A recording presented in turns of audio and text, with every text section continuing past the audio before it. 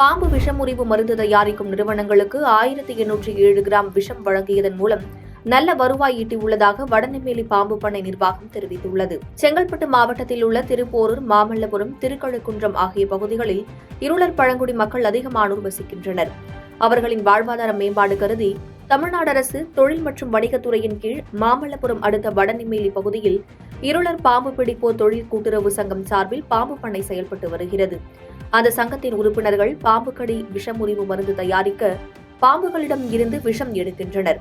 அப்படி எடுக்கப்படும் விஷமருந்து மகாராஷ்டிரா மாநிலம் புனே உள்ளிட்ட சில நகரங்களில் உள்ள விஷமுறிவு மருந்து தயாரிக்கும் நிறுவனங்களுக்கு விற்கப்பட்டு வருகிறது.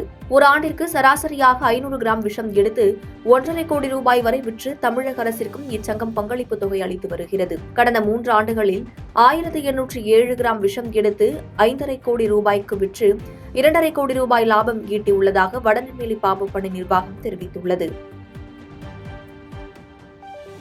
பாதகம் செய்பவரை கண்டால் நாம் பயங்கொள்ளலாகாது பாப்பா, மோதி மிதித்து விடு பாப்பா, அவர் முகத்தில் உமிழ்ந்து விடு பாப்பா.